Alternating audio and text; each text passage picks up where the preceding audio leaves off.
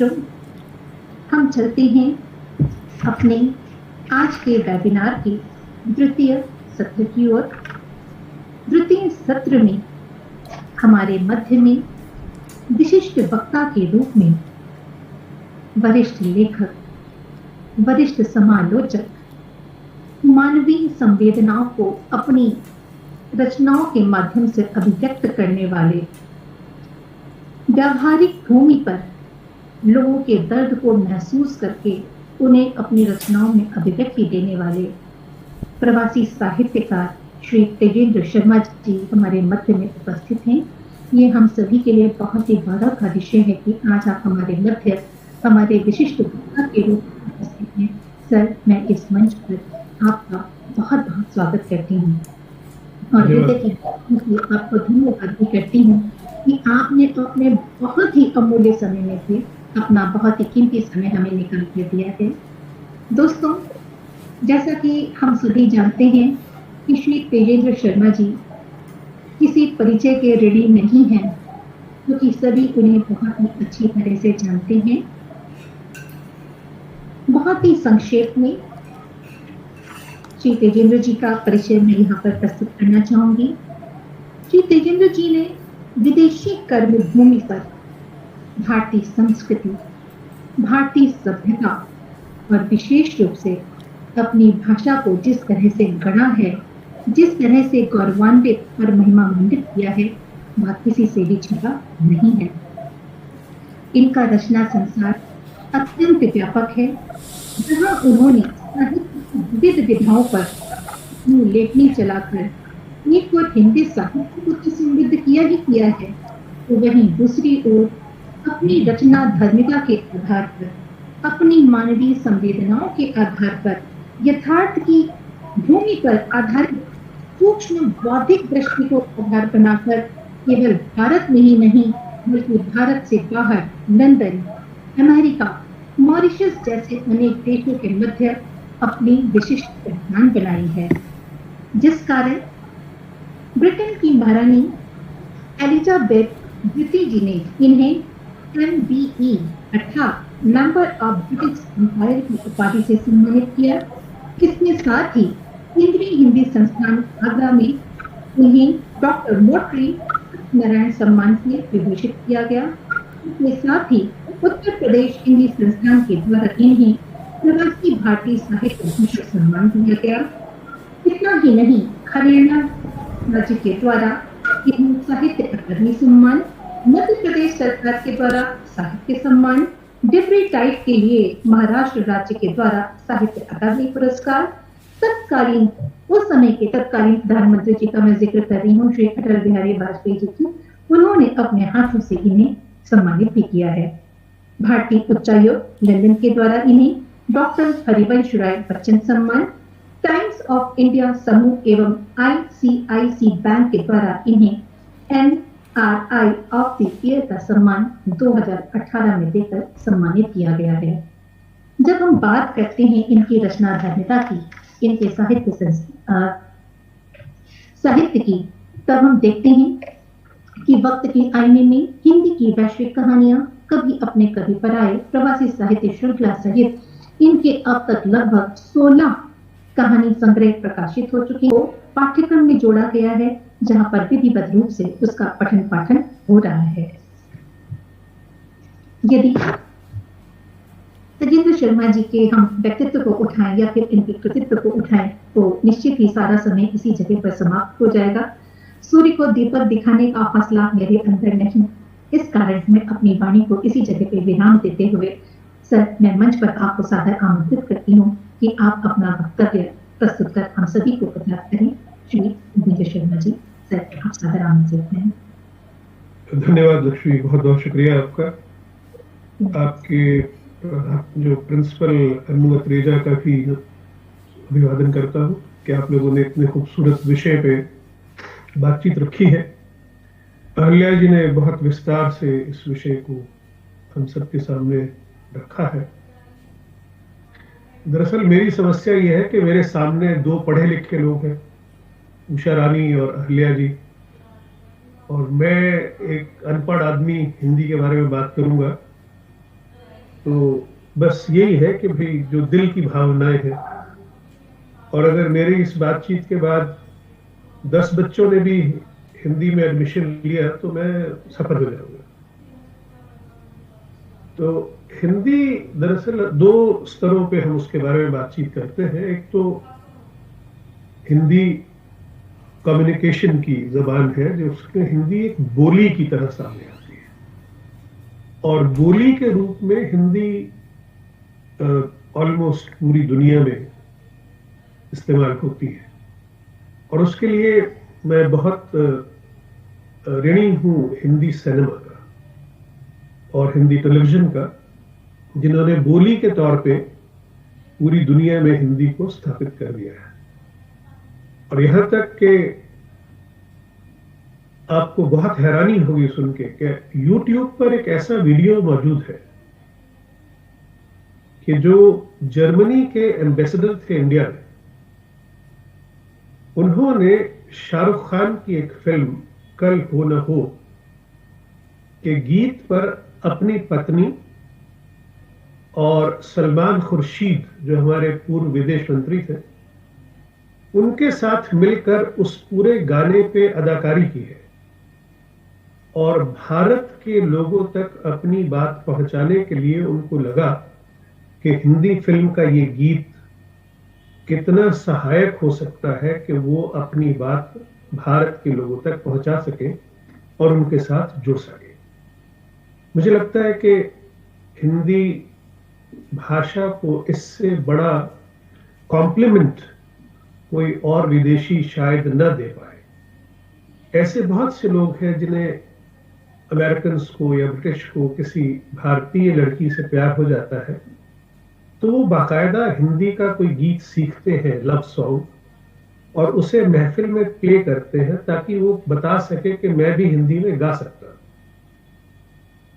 हमारी संस्था है कथा यूके, जो पिछले 22 साल से ब्रिटेन की संसद में हिंदी के कार्यक्रमों का आयोजन करती है। उसमें हमारे जो मंत्री हैं, हम उन्हें रोमन में हिंदी लिख के देते हैं, तो अपने भाषण की शुरुआत उस रोमन हिंदी के पैराग्राफ से करते हैं और उसके बाद बाकी की बात अंग्रेजी में करते हैं। पर ये बातें खुश करती हैं, ये बातें सुकून देती हैं, मगर ये बातें रोजगार नहीं देती हैं। और हम जैसे पहले कहा करते थे अपने बच्चों को कि बेटा थोड़ी हिंदी सीख लो, इंडिया वापस जाओगे, दादी से नानी से बात करनी है तो हिंदी आनी चाहिए। मगर यह है कि अब जो दादियां और नानियां बन गई हैं वो तो अंग्रेजी बोलती हैं, तो अब बच्चों को हम ये इमोशनल ब्लैकमेल भी नहीं कर सकते कि भाई थोड़ी हिंदी सीख लो, क्योंकि वो जाते हैं और अंग्रेजी में दादी नानी जवाब देती है। मगर बात हमने आज करनी है कि हिंदी में रोजगार किस तरह से उपलब्ध है। और मैं भाषा के इतिहास में नहीं जाऊंगा क्योंकि उसकी कोई जरूरत नहीं है। पहले एक जमाना था जब गिने चुने रोजगार होते थे, तो उसमें ज्यादातर होता था कि लड़कियां एमए हिंदी कर लेंगी, उसके बाद वो टीचर बन जाएंगी, तो वो नौकरी भी करेंगी, घर भी चलाएंगी और परिवार को सुखी रखेंगी। और ज्यादातर हिंदी की पढ़ाई लड़कियां करती थी। लड़कों के लिए साइंस था, कॉमर्स थी, लॉ था। मगर आहिस्ता आहिस्ता जब हिंदी को राजभाषा घोषित कर दिया गया तो बहुत से नए वेन्यूज खुले हिंदी के लिए। लेकिन राजभाषा बनाने के साथ साथ एक उछल्ला लगा दिया गया था कि तब तक जब तक कि ये पूरी तरह सक्षम न हो जाए तो अंग्रेजी में भी काम होता रहेगा। अब वो पुछल्ला जो है वो इतना ताकतवर है कि वो अंग्रेजी का काम इतने सालों में खत्म नहीं हो पाया। अभी भी मुख्य काम अंग्रेजी में हो रहा है और अनुवाद उनका हिंदी में हो रहा है। मगर ये अनुवाद जो है ये रोजगार का एक बहुत महत्वपूर्ण बिंदु बन गया कि अगर हर सरकारी क्षेत्र में अंग्रेजी में भी काम हो रहा है तो उसका हिंदी अनुवाद आवश्यक है। ये एक शर्त रख दी गई। जब हम छोटे थे तो ऑल इंडिया रेडियो के समाचार वाचक हमारे हीरो हुआ करते थे। जब हम सुनते थे, अब आप देवकीनंदन पांडे से समाचार सुनिए, अब आप अशोक वाजपेयी से समाचार सुनिए, तो थ्रिल होती थी। जब मैंने अपने जीवन में पहली बार देवकीनंदन पांडे से मुलाकात की, जब मैं रेडियो आर्टिस्ट बना दिल्ली में, तो उस भव्य व्यक्ति को देखने के बाद मन में ऐसी भावना आई कि अरे, इस आदमी को हम रोज सुनते हैं। और जिस प्यार से उन्होंने हमसे बातचीत की, फिर एक जमाना आया कि प्रतिमा पुरी, सलमा और शम्मी नारंग ये हमारे हीरो बन गए, क्योंकि ये दूरदर्शन पे दिखाई भी देते थे। और फिर एक समय आया कि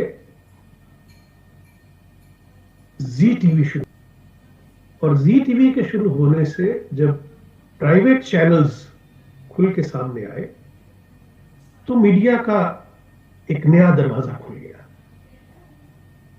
इसके खुलने से बहुत सारे रोजगार के अवसर अचानक खुले। और आज स्थिति यह है कि दूरदर्शन पे समाचार कौन पढ़ता है शायद ही किसी को पता हो, लेकिन रवीश कुमार कौन है ये सब जानते हैं। तो ये बहुत बड़ी बात है कि हिंदी के जो समाचार वाचक है या जो मीडिया कर्मी है, वो हमारे हीरो बन गए हैं प्राइवेट चैनल्स के माध्यम से। पहले हम लोग रोजगार का एक ही मतलब समझते थे, सरकारी नौकरी। मगर रोजगार एक बड़ा विस्तृत शब्द है। रोजगार के अंदर बहुत कुछ आता है। अब हिंदी में या हिंदी के जरिए क्या कुछ हम पा सकते हैं। मैं हमेशा कहता हूं कि हमें रोल मॉडल्स चाहिए।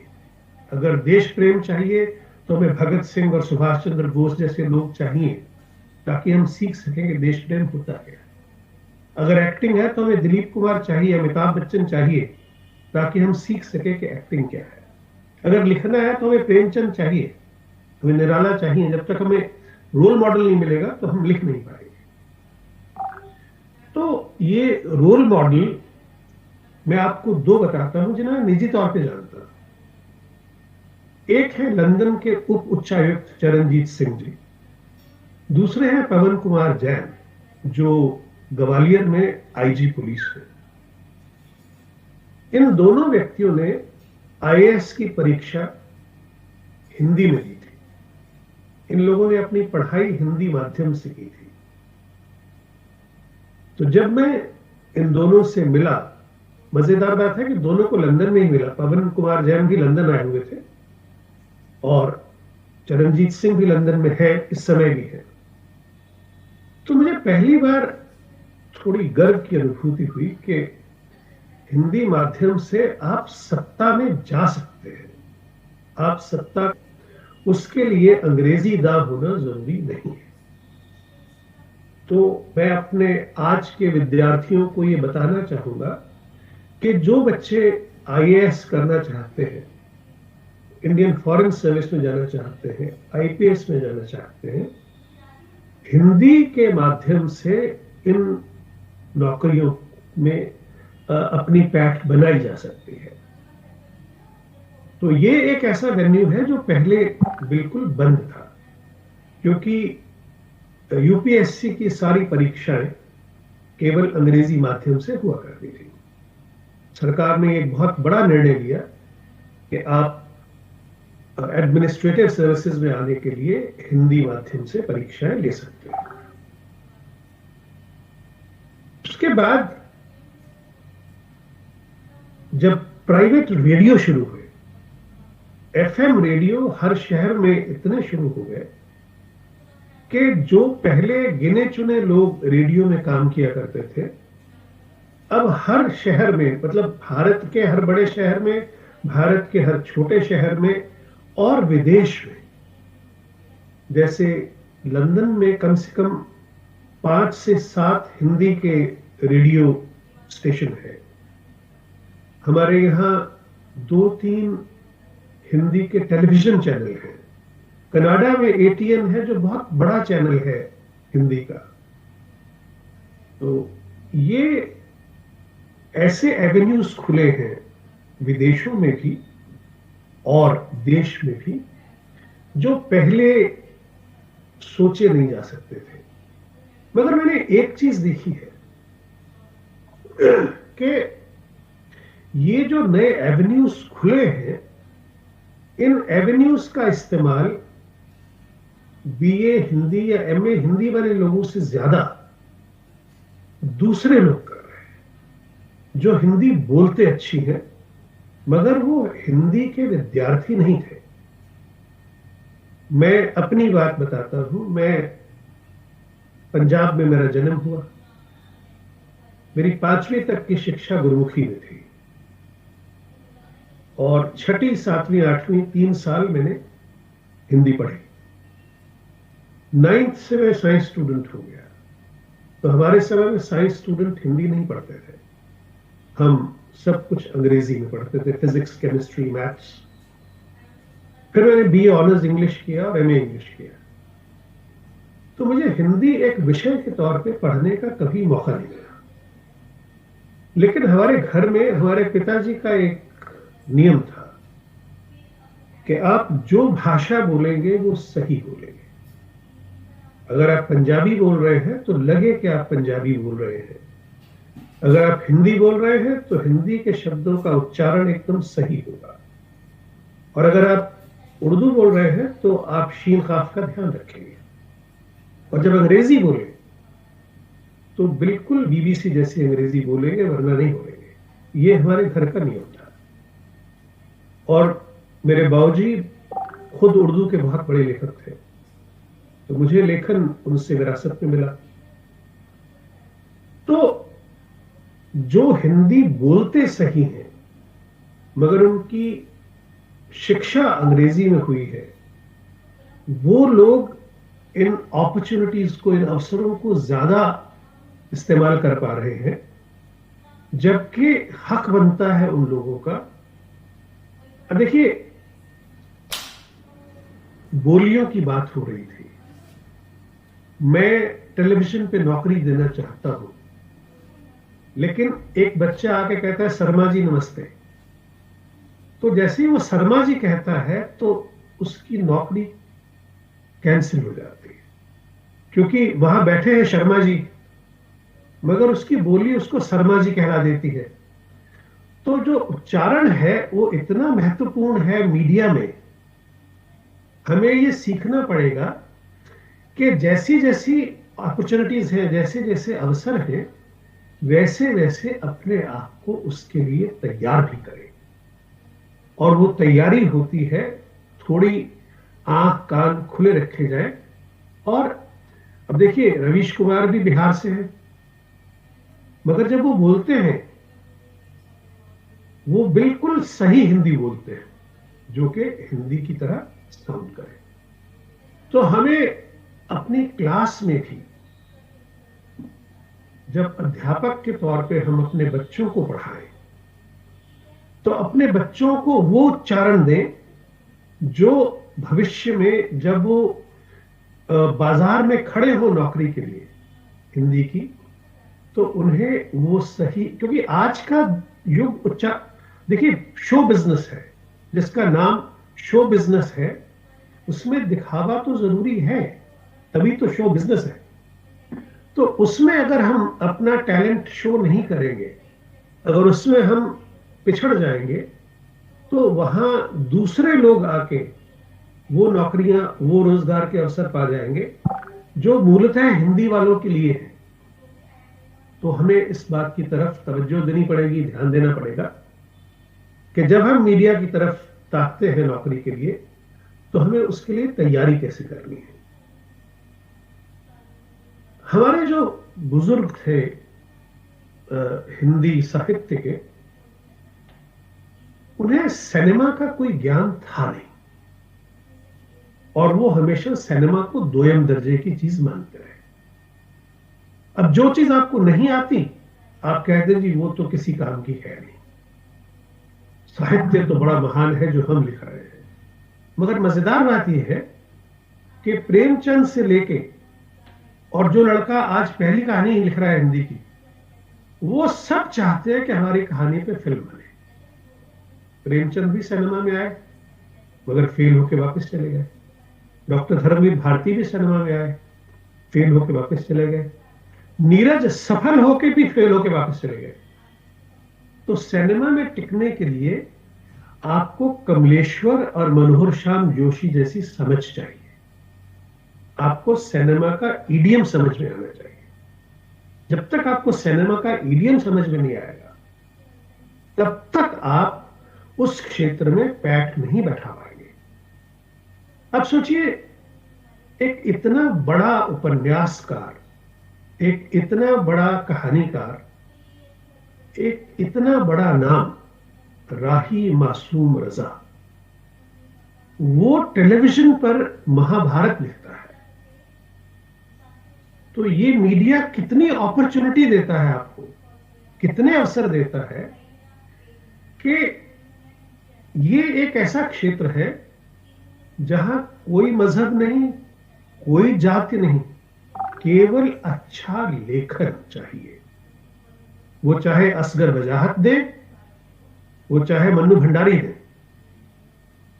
उसको कोई फर्क नहीं पड़ता कि फिल्म बना कौन रहा है। चाहे के आसिफ बनाएंगे फिल्म, महबूब खान बनाएंगे, नौशाद म्यूजिक देंगे, रफी गाने गाएंगे, किसी को कोई फर्क नहीं पड़ता, एज लॉन्ग एज क्वालिटी है।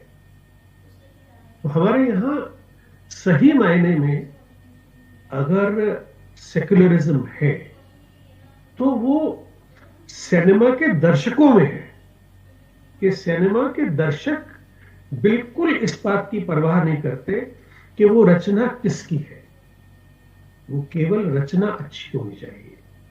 और अच्छा हम तभी देंगे जब हम अच्छा पढ़ेंगे, जब हम अच्छा पढ़ेंगे तो हम अच्छा लिखेंगे।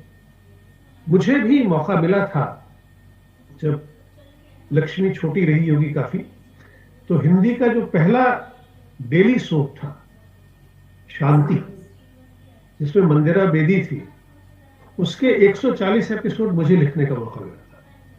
तो मैंने लिखे थे, तो मैंने वो अनुभव किया। जो कलाकार था दिनेश ठाकुर, उसने मुझे कहा खास तौर पे, तेजेंद्र जी बस हर एपिसोड में एक डायलॉग राजकुमार जैसा दे दिया करिए। मैंने कहा भाई ये टेलीविजन है, ये फिल्म तो है नहीं। वो कहता नहीं, मुझे बड़ा अच्छा लगता है कि उस तरह के कोई डायलॉग मेरे लिए भी लिखे।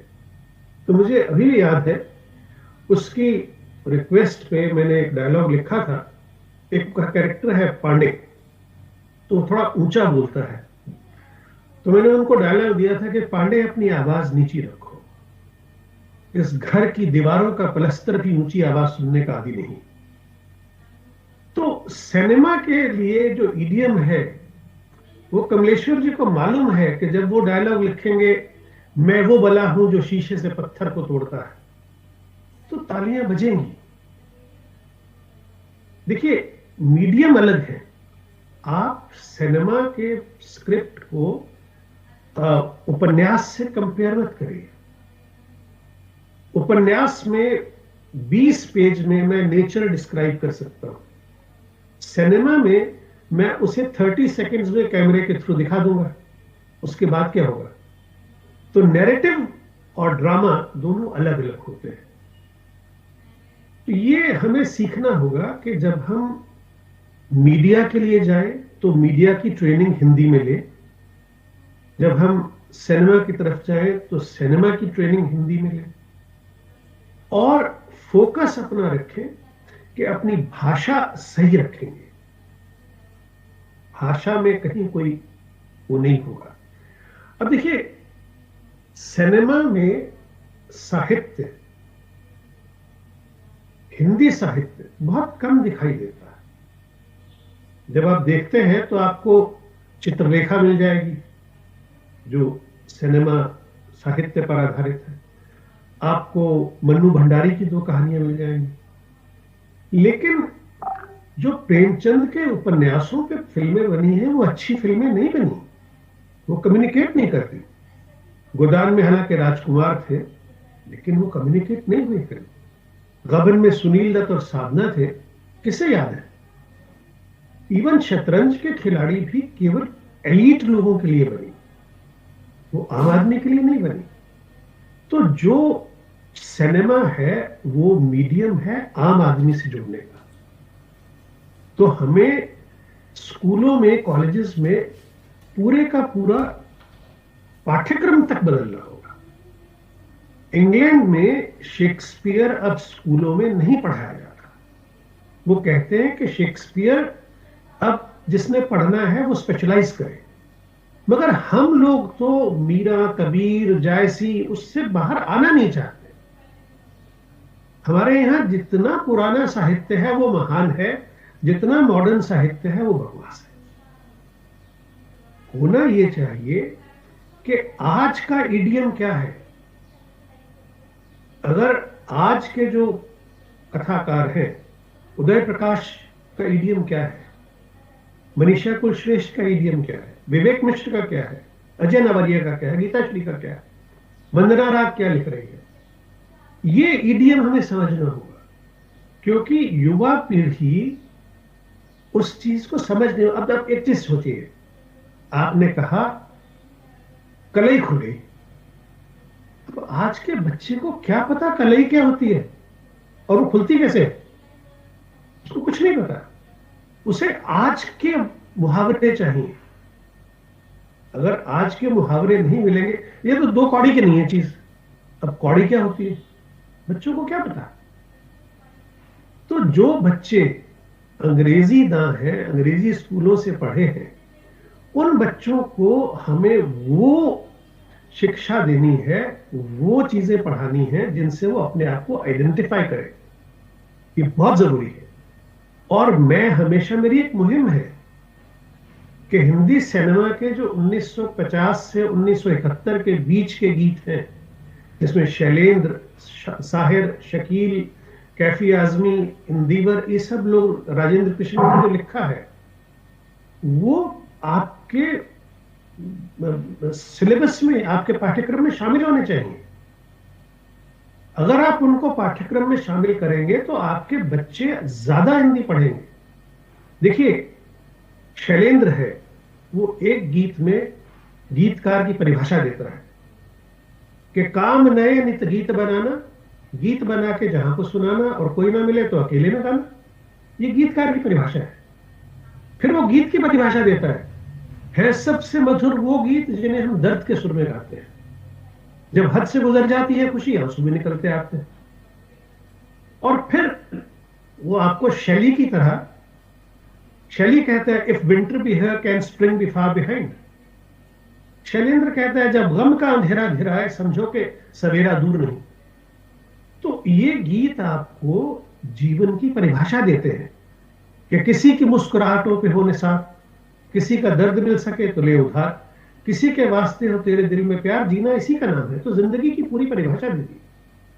तो हमें जो पुराने हमारी सोच है उससे बाहर आना पड़ेगा अगर हम चाहते हैं। आप बताइए, एक लड़का हायर सेकेंडरी पास करके आया और हमने उसके सामने निराला सारा खोल के रख दिया, वो भाग जाएगा। मैं ये नहीं कहता निराला मत पढ़ाइए, लेकिन मैं ये कहता हूं कुछ ऐसा भी पढ़ाइए जो उसकी अपनी सोच के अनुकूल हो, जिसके साथ वो आइडेंटिफाई कर सके। और ये सिनेमा के जो 50 से 70 के बीच के गाने हैं, ये सचमुच में विशुद्ध लिटरेचर है। अगर आप साहिर को जब सुने कि संसार से भागे फिरते हो, संसार से फिर क्या पाओगे, इस लोक को जो अपना सके उस लोक को क्या अपनाओ, कितनी बड़ी फिलॉसफी है। साहिर का हर गीत फिलॉसफी है। तो अगर हम संसार से भागे, वो जो कहती है छोड़ दे सारी दुनिया किसी के लिए, ये मुनासिब नहीं आदमी के लिए। तो देखिए कितनी बड़ी बड़ी फिलॉसफीज है इन फिल्मी गीतों में। अपने पाठ्यक्रम में बदलाव लाइए ताकि विद्यार्थियों को अट्रैक्ट कर सके और विद्यार्थियों को लगे कि ऐसा भी कुछ है जो मेरे मन का है। आज तक आप विद्यार्थियों को अपने मन का पढ़ा रहे हैं। आप चेंज योर शूज और विद्यार्थी के शूज में जाइए और ये पढ़ाइए ताकि जब वो अपने यहां आपसे मीडिया और फिल्मों से जुड़ी चीजें पढ़ के आएगा तो जो क्षेत्र नए खुले हैं उनमें he will be better placed. एक बात और कहना चाहूंगा कि जो लिटरेचर है उसे आजकल हम कहते हैं डिजिटल लिटरेचर। सबसे पहले ये समझ लीजिए, पुराने साहित्य को कंप्यूटर पे टाइप करके उपलब्ध करा देना डिजिटल लिटरेचर नहीं है। डिजिटल लिटरेचर एक बिल्कुल अलग चीज है। ये मेरे टेलीफोन की स्क्रीन है, इसके अंदर मैंने पढ़ना है। तो अगर वो पैराग्राफ इस स्क्रीन से बड़ा है तो मैं नहीं पढ़ सकता, क्योंकि मेरा अटेंशन स्पैन खत्म हो गया। तो हमें छोटे छोटे वाक्य, छोटी छोटी पैराग्राफ और वो भाषा जो इसे इस्तेमाल करने वाले को समझ में आए, हमें उस भाषा को इजाद करना है। हमें अपने विद्यार्थियों को इस तरह से डेवलप करवाना है कि हमारे विद्यार्थी इस नई हिंदी को समझे। जब शेक्सपियर अंग्रेजी लिख रहे थे तो क्वीन एलिजाबेथ फर्स्ट के दरबार में language of the court was French. अंग्रेजी इस काबिल नहीं थी कि राजा के दरबार में उसमें बातचीत की जा सके। ये केवल 450 साल पुरानी बात है, हजारों साल की बात नहीं कर रहा। वहां से अंग्रेजी ने डेवलप होना शुरू किया। 40,000 शब्द फ्रेंच से लिए अंग्रेजी में अपने आप को मॉडर्न करने के लिए। हमारे हिंदी में एक परंपरा क्या है, हमारी वो भाषा महान है जिसमें बोलियां हैं। देखिए बहुत अच्छी बात है, वो भी एक भाषा रखी है साहित्य के लिए, मगर कम्युनिकेशन के लिए वो भाषा रखिए जो आदमी तक पहुंच जाए। मुझे कंप्यूटर को हिंदी में क्यों कुछ और कहना है, मुझे माउस को कुछ और कह के क्यों बुलाना है? भाई हमने थोड़ी बनाया है, जिन्होंने बनाया है उसका एक नाम दिया है, उसको उसी नाम से पुकारिए। अगर हम हिंदी में कंप्यूटर कहते हैं, हिंदी में माउस कहते हैं, हिंदी में मेमोरी स्टिक कहते हैं, क्या दिक्कत है? मेमोरी स्टिक को कुछ और मैं क्यों कहूं? हमें इन चीजों को ऐसे एक्सेप्ट करना होगा हिंदी को बड़ी भाषा बनाने के लिए, क्योंकि जो चीजें हमने बनाई ही नहीं, कार हमने बनाई नहीं, रेलगाड़ी हमने बनाई नहीं, हमने बनाया तो कुछ भी नहीं। तो जो नाम दिए गए हैं उनको हम हिंदी में एक्सेप्ट कर लें, अपने पास रख लें उनको। और अंग्रेजी जो है वो भारत के संविधान की एक भाषा है, उसको इस्तेमाल बीच में अगर कर लेते हैं तो हम कोई इंडियन पेनल कोड के तहत कोई गुनाह नहीं कर रहे, क्योंकि वो भाषा संसद की भाषा है। लेकिन हिंदी के बोलने वालों को विदेशों में एक थोड़ी दिक्कत हुई है। मैं 2 मिनट में बात खत्म कर दूंगा, वो जो 5 मिनट आप लोगों ने लिए थे वो मैंने एक्स्ट्रा ले लिए। तो एक सिर्फ बात है कि विदेशों में देश की भाषा एक्सेप्ट होती थी, भारत की कोई राष्ट्रभाषा नहीं है।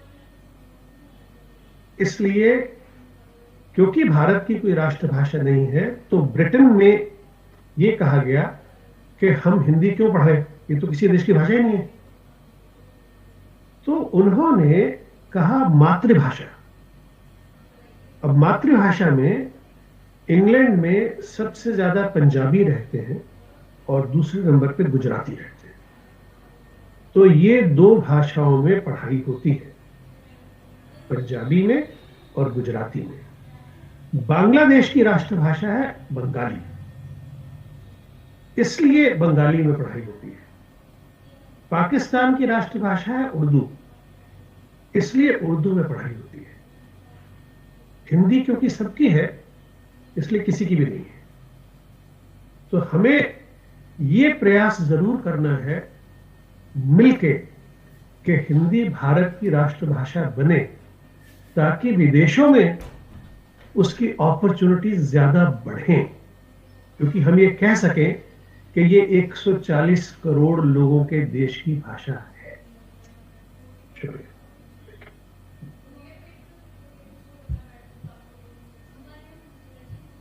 बहुत सारगर्भित वक्तव्य तेजेंद्र सर।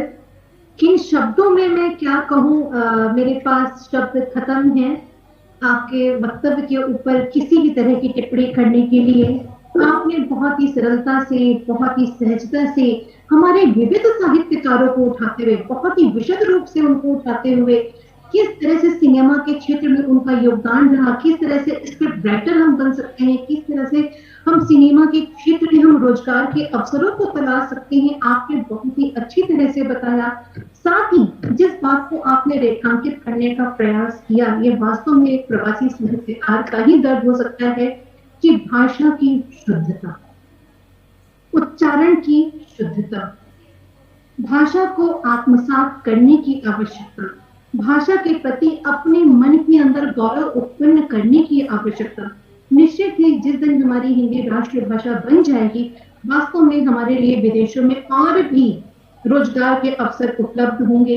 वर्तमान में जो है, जैसे कि आपने बताया कि वर्तमान में लंदन में 5 से 7 हिंदी के रेडियो चैनल हैं। विदेशों में इसके साथ ही हिंदी चैनल्स का भी स्थापित होना, जो हमें यह बता रहा है कि शनि शनि वैश्वीकरण के युग में हिंदी की उपयोगिता को लेकर उसके रोजगार के अवसर निरंतर बढ़ते जा रहे हैं।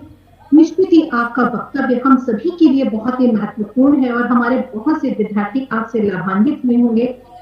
मैं बहुत बहुत आपका धन्यवाद करती हूँ आपके एक अति महत्वपूर्ण वक्तव्य के लिए, और साथ ही आपसे निवेदन भी करूंगी कि पुनः किसी अंतर्राष्ट्रीय मंच पर हम फिर एक साथ में होंगे, फिर किसी महत्वपूर्ण परिचर्चा के लिए। धन्यवाद लक्ष्मी।